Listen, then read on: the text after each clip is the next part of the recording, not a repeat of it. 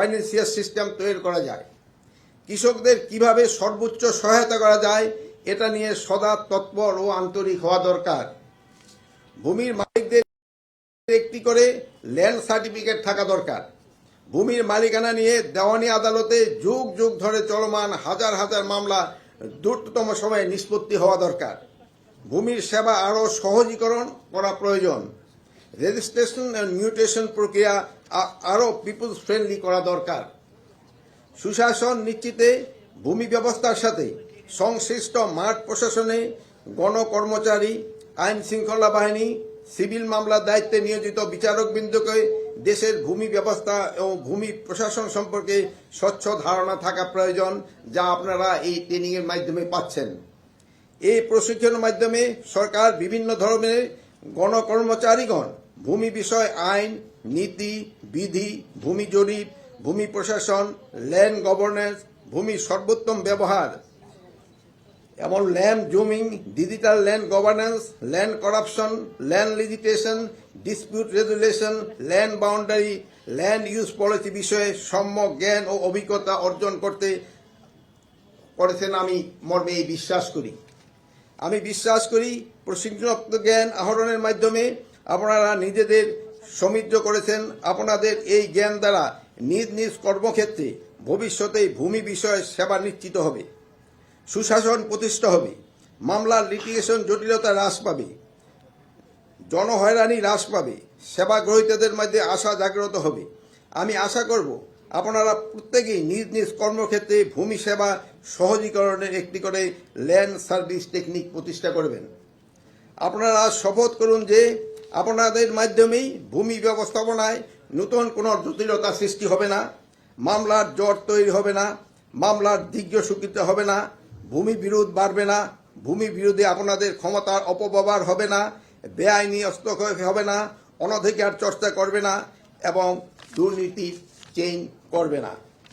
এটা ছিল আমার একটা লিখিত বক্তৃতা। তো এইটার ছাড়াও আমার দুই চারটা পয়েন্ট আছে, আপনাদের সাথে একটু আমি খোলামেলা আলাপ করতে চাই। যেহেতু আমাদের বাংলাদেশের কিন্তু সবচেয়ে বড় সমস্যা হলো দুর্নীতি।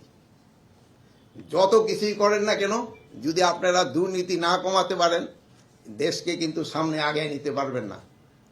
আপনারা এই নতুন প্রজন্ম আপনারা যাচ্ছেন, আমি আপনাদের কাছে আশা করব আপনারা এই সমাজের বিভিন্ন স্তরের থেকে এই দুর্নীতিটা কমিয়ে আনবেন।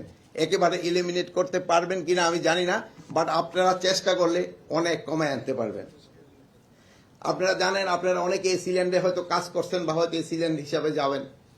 এখানে এই সাধারণ জনগণ কিন্তু খুবই বিপদে পড়ে এই জায়গায় গেলে। তারা এই যে কানুনগো তহসিলদারের চক্রে পড়ে যায়। তারা বিভিন্ন সময় তাদের সময়ও নষ্ট হয় এবং তাদের অনেক সময় তাদের পকেট থেকেও পয়সা যায়, কিন্তু তারা অনেক সময় তাদের কাজটা পায় না।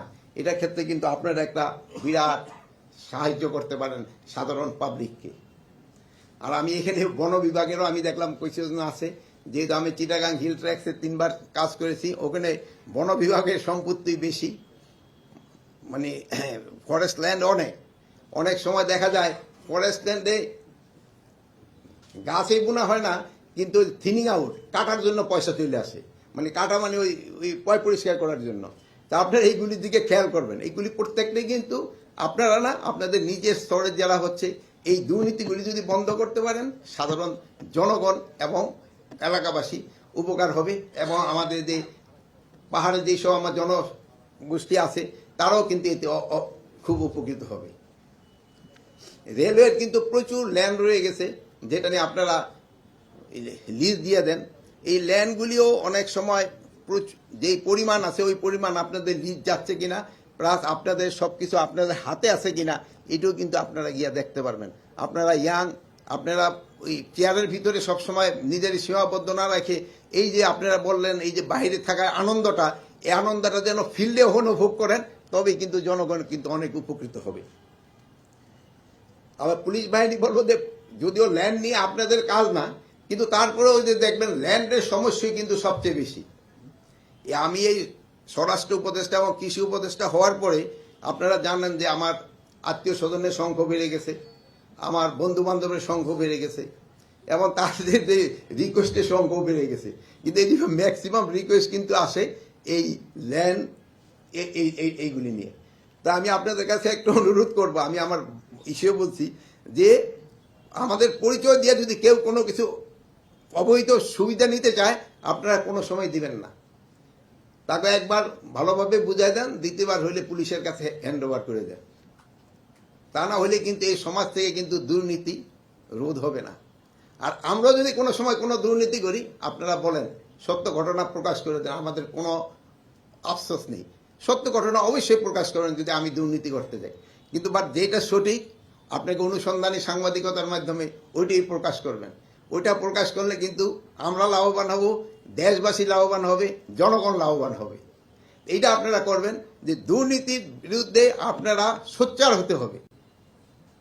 আপনারা যদি দুর্নীতির বিরুদ্ধে সোচ্চার না হন এই সমাজ কিন্তু আস্তে আস্তে আরো পিছিয়ে পড়বে। জমি জমার মামলা, আমার বোন আসতো, এই মামলাটা কিন্তু অনেক লিঙ্গার করে। অনেক সময় বলে যে ছেলে যদি বাপে কেস করে গেলে ছেলেও দেখে না, নাতি হয়তো গিয়া দেখবে এটা সলভ হবে কিনা, সেই সময় নাতি হয়তো জমি চিনেই না। এই জিনিসগুলি খেলতো আপনাদের একটুখানি বেশি খেয়াল রাখতে হবে। আমাকে এই যে বন বিভাগে আপনারা যাচ্ছেন, আপনারা দেখা যায় ইউক্লিপটাস আর একটা কি গাছ জানি বিদেশ থেকে নিয়ে আসছিলেন একবার, বলে খুব ভালো হবে, কিন্তু এখন আবার এগুলি কাটার জন্য কিন্তু লোকজনে বলে। এই জন্য বন বিভাগে আপনারা দেখবেন বিদেশে যান, যেটা আমাদের ইসের জন্য দেশের জন্য উপযোগী ওই সব গাছই আনেন, যেটা আমাদের দেশের পরিবেশ নষ্ট করে ওই সব গাছ কিন্তু এনে আবার পরিবেশ নষ্ট করেন না। এই জন্য আমি আপনাদের অনুরোধ করব। আর আমি এখানে এসে দেখলাম যে আমার এই মন্ত্রণালয়েও আমাদের জানেন যে এই অগাস্ট মাসে আমাদের অনেক ছাত্র এবং সাধারণ জনগণ আহত হয়েছে, তাদের একটা সুচিকিৎসার ব্যবস্থা করা হচ্ছে এবং তাদের একটা কর্মসংস্থানের দরকার। আপনাকে মন্ত্রণালয়ে আমি দেখলাম যে আপনার খুব সুন্দর একটা কল সেন্টার করছেন, এগুলো যদি তাদের কিছুদের কর্মসংস্থান করতে পারেন কিন্তু এদের কিন্তু অনেক একটা উপকার হবে। তা আমি বিভিন্ন মন্ত্রণালয়কেও বলবো যে আহতদের একটা কর্মসংস্থানের পার্মানেন্ট কর্মসংস্থানের ব্যবস্থা করার জন্য। তা আমার বক্তৃতা মোটামুটি এখানে শেষ হয়েছিল। তারপর আমার আবার সাংবাদিক ভাইয়ের আমার আবার একটা প্রশ্ন দিয়েছে, মাননীয় উপদেষ্টা বারবার সীমান্তে উত্তেজনা, ভারতীয় আগ্রাসন ও সীমান্ত হত্যা, গুম বন্ধে অন্তর্বর্তী সরকারের পদক্ষেপ কি? অন্তর্বর্তী সরকারের পদক্ষেপ তো দেখছেনই, আগে যেহেতু কোনো পদক্ষেপ ছিল না এই জন্য কোনো রকম বর্ডারে কোনো কিছু হয় নাই।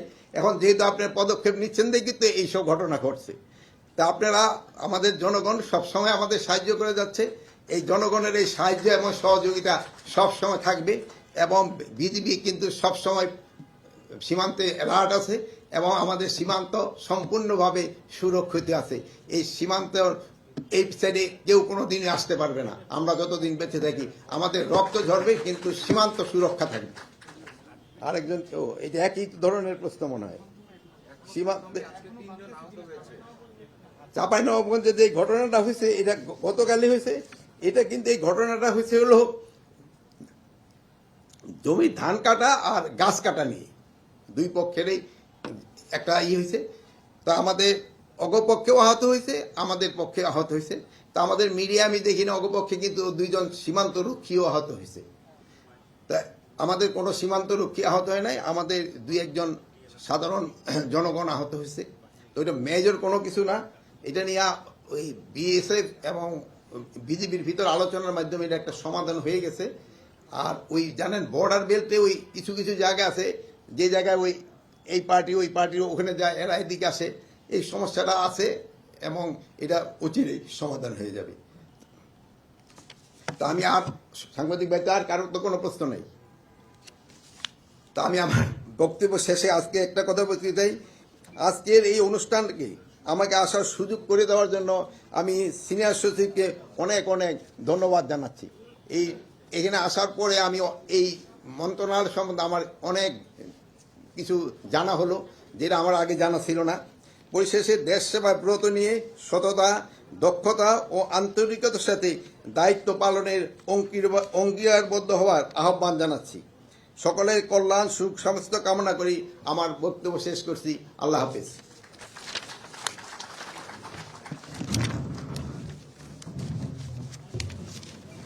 কালকে অসুস্থ